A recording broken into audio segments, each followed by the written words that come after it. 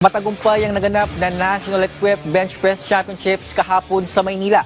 Alamin natin ang mga highlights ng mga kaganapan sa report ni teammate Jamaica Bayaka. Nasa mahigit 20 powerlifters ang nagtagisan ng galing sa pagbuhat para sa National Equipped Bench Press Championships na ginanap dito sa Manila. Hands on the bar. Ganyan ang teknik na ipinamana sa mga powerlifters sa naganap na kompetisyon kahapon. Kung inyong titingnan, tila walang kahirap-hirap sa pagbuhat ang mga atleta sa bench. Pero lakas, pawis at matinding ensayo ang puhunan ng mga powerlifters sa kanilang laban. Tulad na lamang ng alaga ng powerlifting world champion Reggie Ramirez na si Emmanuel Manlangit, gold medalist sa 74 kilo class open and master categories. Right now, talagang consistency lang sa gym. Try my best to not miss any session. So far, it's going good naman.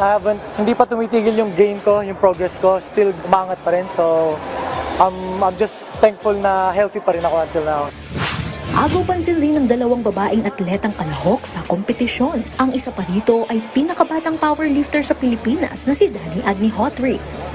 Yung preparation namin, siyempre una muna magla-light training kami, siyempre bago kami dun nag-hard training na nung before ng competition. Pagtiyagaan kasi siyempre ang bata siyempre minsan makulit yan, pero kailangan mo lang siyang ipakita mo yung caring, parang kasi kami mga coach, kailangan din namin na pakita sa kanya na para din kami mga magulang niya. May mensahe naman sa mga kababaihan ang nag-iisang babae na sumabak sa Women's College at Women's Junior category na si Nicolette David.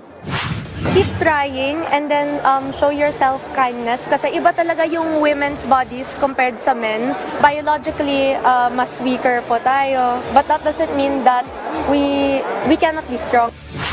Samantala, nanguna rin sa 66 kilo men's open at men's novice ang 39-year-old na si Agapito Manaba na nakapagbuhat ng 150 kilo sa parehas na kategorya.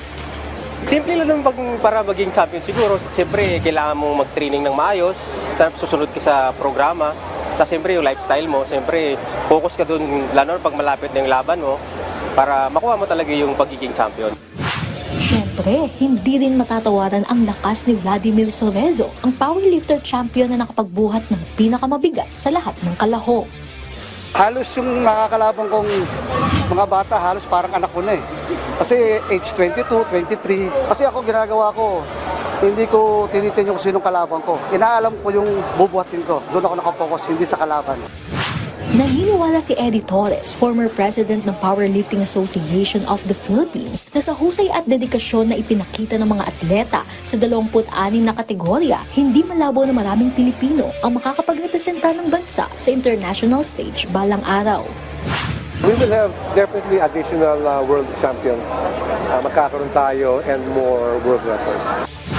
Jamaica Bayaka, para sa atletang Pilipino, para sa bagong Pilipinas.